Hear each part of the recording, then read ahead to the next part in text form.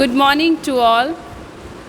I am Aarti Sharma, and today I am going to meet a great personality, Miss Jyoti Verma ma'am. She selected in 2018 RAS examination. First, I want to congratulate you ma'am for your success. So, we are going to do a small interview so you can motivate our children. Ma'am, first, I want to know about yourself, where you are getting motivation. First of all thank you. Motivation is like I am from rings, यहीं से मेरा basic पढ़ाई हुई है और टैगोर से मेरा इतना कनेक्शन रहा है कि मैंने शुरू से मतलब जो स्कूलिंग होती है स्टार्टिंग से मैंने ग्रेजुएशन तक यहीं से की है। उसके बाद मैंने MBA किया है जयपुर से और उसके बाद से ही मैं सिविल सर्विसेज की प्रिपरेशन में लग गई थी। और मोटिवेशन की बात है तो जो मोटिवेशन है वो मुझे लगता है बेसिक है इतना कि मुझे वो शुरू से मिला, घर से मिला कि मुझे हमेशा से इनकरेज किया गया कि अगर बेटा आप पढ़ने में अच्छे हो तो आपको कुछ करना है, लाइफ में आगे बढ़ना है, जो भी आपका फील्ड है उसको आपको चुनना है और उसमें बेस्ट परफॉर्म करना है। तो मुझे लगता है बेस्ट मोटिवेशन घर है हमारा, वही सबके लिए बेस्ट होता है। मैम, क्या आपने अपने स्कूल लाइफ में ही अपने गोल्स और टारगेट्स डिसाइड कर लिए थे कि आपको सिविल सर्विसेज में जाना है?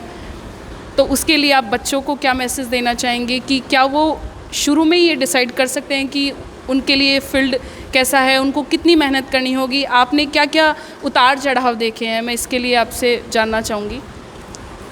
मैम, मैं जहाँ तक बताऊँ मैंने शुरू से सिविल सर्विसेज की मैं सोचा नहीं था क्योंकि एक हम जानते हैं कि एक टाउन छोटा है रिंगस और यहीं से मैं बिलोंग करती हूँ। तो शुरुआत में कुछ लोगों को पता होता है कि IAS क्या होता है, RAS क्या होता है, लेकिन अधिकतर लोग जानते हैं कि डॉक्टर होता है, इंजीनियर होता है, पर सारे एरियाज़ को सब लोग नहीं जानते हैं, बच्चे स्पेशली नहीं जानते हैं अगर उनका बैकग्राउंड स्ट्रॉन्ग ना हो तो मुझे थोड़ा टाइम लगा। ग्रेजुएशन के बाद मैंने MBA किया तो मैं खुद को एक्सप्लोर कर रही थी कि मुझे कौन सा फील्ड है जो मेरे लिए बेस्ट है। तो तब मुझे समझ में आया कि I am best in studies, तो IAS या RAS मेरे लिए परफेक्ट होगा। और मुझे लगता है बच्चों को मैं यही बोलना चाहूँगी कि अपना उन्हें फील्ड शुरू से ही अगर वो सोच के चले, अपना टारगेट डिसाइड करके चलें तो उन्हें इजी होगा, टाइम कंज्यूम कम करेगा उनका जर्नी। मेरा थोड़ा टाइम कंज्यूमिंग हो गया। मैम, जैसा कि आपने बताया आपकी पूरी एजुकेशन टैगोर स्कूल से कंप्लीट हुई थी, तो आपका स्कूलिंग एक्सपीरियंस कैसा था? आप यहाँ शुरू से जुड़े हुए हैं तो आपका स्कूलिंग एक्सपीरियंस, जैसे मिस्टर प्रदीप कुमार शर्मा जी आपके डायरेक्टर रहे हैं, तो उनके साथ आपका एक्सपीरियंस कैसा था? आपके स्टाफ के साथ आपका एक्सपीरियंस कैसा था? किस तरीके से उन्होंने आपको कोऑपरेट किया, उसके बारे में आप क्या बताना चाहेंगे? मैंने जब स्कूलिंग शुरू की तो टैगोर फाटक पर जो स्कूल था वहाँ पे मैंने स्कूलिंग अपनी स्टार्ट की थी।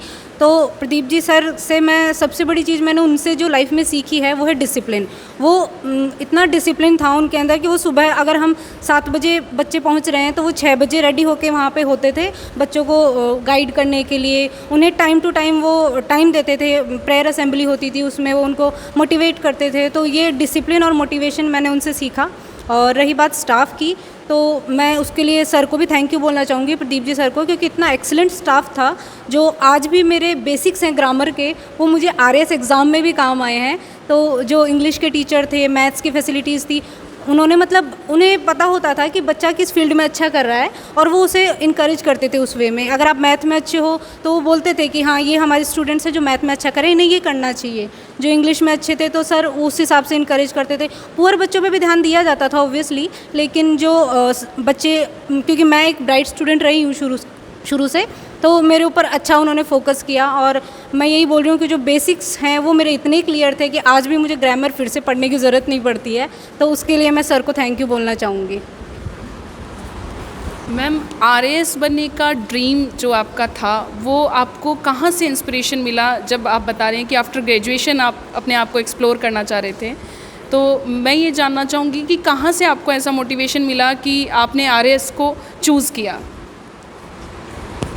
जैसा कि मैंने आपको बताया कि ग्रेजुएशन तक तो मेरा डिसाइड नहीं था। मैंने MBA किया कि मैं एक्सप्लोर कर रही थी कि मैं प्राइवेट सेक्टर में भी जा सकती हूँ, लेकिन जब मैंने MBA किया उसके बाद मैंने रियलाइज़ किया कि ये जो सर्विसेज हैं सिविल सर्विसेज, इनका बेस्ट पार्ट ये है कि आप इसमें सिर्फ एक सर्विस ही नहीं कर रहे हो, मतलब इसको सर्विस इसीलिए बोला जाता है क्योंकि आप इसमें लोगों की सेवा करते हो।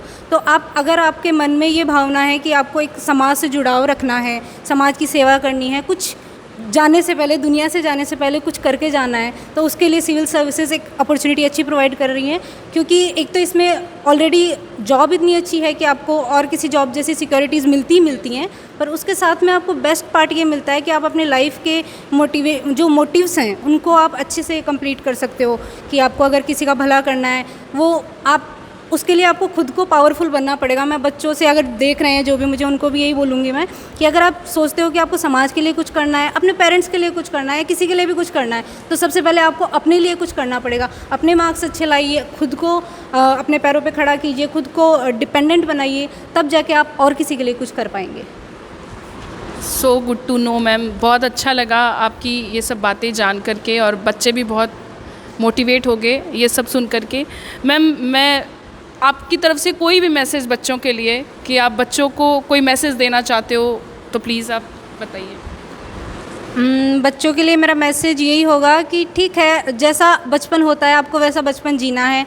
अच्छा अपना खेलिए कूदिए, अपनी हेल्थ का ध्यान रखिए, लेकिन साथ में पढ़ाई को बहुत इंपॉर्टेंस दीजिए, क्योंकि मुझे लगता है कि वो लॉन्ग रन में आपको काम आएगा। अभी हम देखते हैं बच्चे जब हम थे तो हमारे साथ भी ये होता था कि हमें खेलने कूदने में ज़्यादा इंटरेस्ट होता था कि अरे पढ़ना पड़ रहा है, अरे एग्ज़ाम आ रहे हैं। पर वो जो डिसिप्लिन आप शुरू से सीखेंगे वो आपको एंड में काम आएगा, क्योंकि आपको आगे जाके भी वही डिसिप्लिन फॉलो करना पड़ेगा, चाहे आप किसी भी फील्ड में हो। और बेस्ट परफॉर्म करने के लिए आपको अपने फील्ड का बेस्ट बनने के लिए खुद को अभी से प्रिपेयर करना पड़ेगा। तो जो टाइम खेल का है खेल को दीजिए, जो टाइम अपनी हेल्थ का है उसको दीजिए, हर चीज़ कीजिए और साथ में पढ़ाई ज़रूर कीजिए। Thank you ma'am, thank you so much for giving precious time, and I want to know about your key points. आप बच्चों को कौन से की पॉइंट्स बताना चाहेंगे कि जिससे वो RAS एग्ज़ाम्स के लिए अपने आप को प्रिपेयर कर सकें? तो कुछ की पॉइंट जो आप बताना चाहेंगे for civil services specially. Civil services के लिए की पॉइंट्स, मेरा सबसे पहले तो मैं उनको यही जो मैंने बताया कि डिसिप्लिन एक बच्चे में होना मुझे लगता है ज़रूरी है। स्कूल जो डिसिप्लिन सिखाता है वो घर नहीं सिखा सकता, तो डिसिप्लिन लाइफ होनी चाहिए बच्चों की। और उनको अगर RAS में आना है, IAS बनना है, जो कि मतलब मैं ये मानती हूँ कि ये बेस्ट जॉब्स हैं किसी भी बच्चे के करने के लिए, तो आपको सबसे पहले तो अपनी पढ़ाई जो है उनके बेसिक्स अभी से स्ट्रॉन्ग करना है और अपना एटीट्यूड रखना है लर्निंग वाला, रटने वाला नहीं। क्योंकि एक बार आप एग्ज़ाम रट के पास कर लोगे, मार्क्स ले आओगे, लेकिन फिर भूल जाओगे। तो आपको क्या करना है, आपका एटीट्यूड लर्निंग का होना चाहिए कि मैंने आज क्या सीखा, मुझे क्या समझ में आया, वो आपको अपने अंदर ढाल लेना है। और वो जो आपका बेस स्ट्रॉन्ग होगा वो आपको आगे जाके बहुत हेल्प करेगा। आप किसी भी, मैं ये मानती हूँ कि ये चीज़ तो हर फील्ड के लिए इम्पॉर्टेंट है, RAS IAS के लिए। और स्टडीज़ तो जैसे आपकी ग्रेजुएशन होगी तो आपको पता चल जाएगा कि ये सिलेबस है, ये मुझे करना है, वो सब बच्चों को पता होता है। लेकिन बेसिक जो अभी अगर जो बच्चे हैं 10th में हैं, 12th में हैं, वो ये ड्रीम देखते हैं, तो उनको सबसे पहले यही सोचना है कि मुझे एक डिसिप्लिन लाइफ जीनी है। क्योंकि अब मैंने जब ग्रेजुएशन की थी, 10th 12th की थी, वो एरा अलग था। तब हमारे पास मोबाइल फ़ोन्स नहीं थे, हम इतने बिज़ी नहीं थे। अब बच्चे मतलब काफ़ी बिज़ी हैं, वो मोबाइल में टाइम वेस्ट करते हैं, तो वो सब बच्चों को अभी नहीं करना चाहिए। थोड़ा बहुत ठीक है चलता है, लेकिन अपना टाइम जितना हो सके मैनेज करके चलना चाहिए। अब अच्छी चीज़ों में टाइम डालना चाहिए, कुछ स्किल सीखनी चाहिए, कुछ हॉबीज़ डेवलप करनी चाहिए, वो भी साथ में साइमल्टेनियसली करना इम्पॉर्टेंट है। Thank you ma'am, thank you so much, आपने इतना टाइम दिया, थैंक यू मैम।